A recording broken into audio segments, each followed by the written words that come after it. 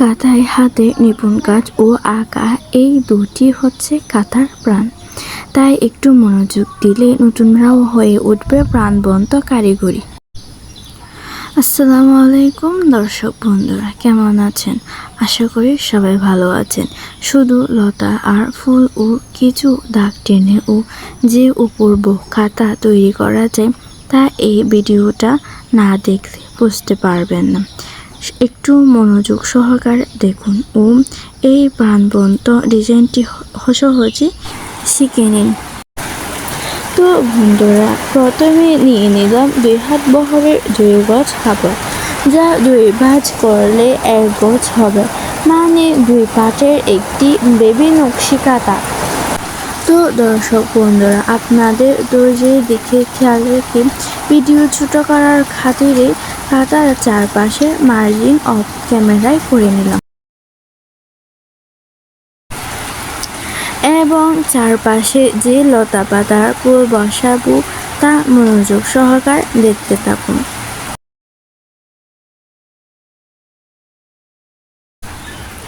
আঁকার কোন ক্ষেত্রে কাঁথার কাজ বেশি?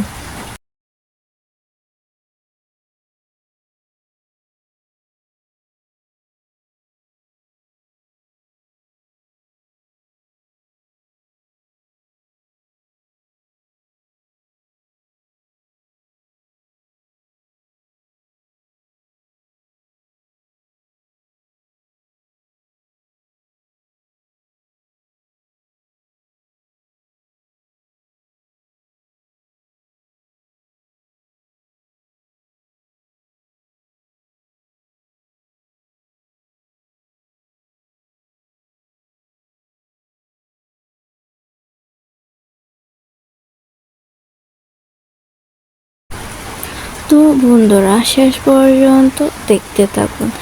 আমার ভিডিওতে একটি লাইক এবং আপনার একটি মূল্যবান কমেন্ট করে দিন।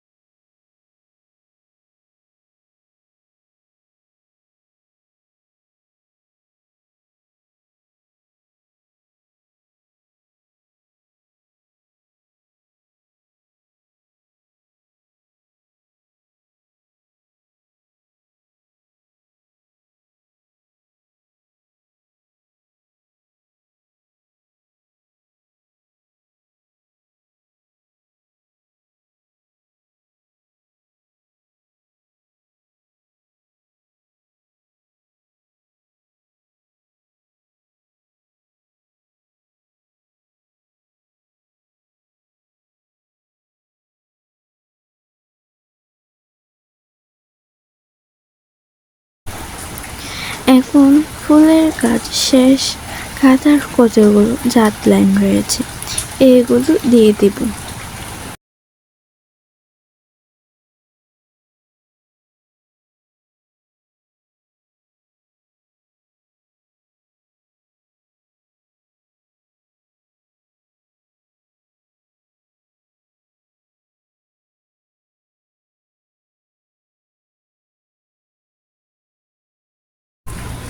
এবার জাত লাইনে কিছু ফুল বসিয়ে দিব, যাতে কাঁথাটি দেখতে আরো সুন্দর লাগে।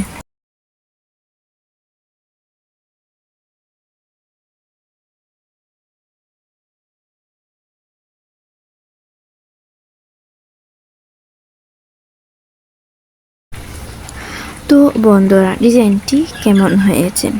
এটা সেলাইয়ের পর কেমন দেখাবে? আপনার মূল্যবান মন্তব্যটি কমেন্ট বক্সে লিখুন এবং সেলাই দেখতে একটি লাইক দিয়ে পাশে থাকা বেল বাটনটি বাজিয়ে দিন। শেষ পর্যন্ত ভিডিও দেখার জন্য অনেক অনেক শুভেচ্ছা ও অভিনন্দন। সবাই ভালো থাকুক, সুস্থ থাকুক। আল্লাহ হাফেজ।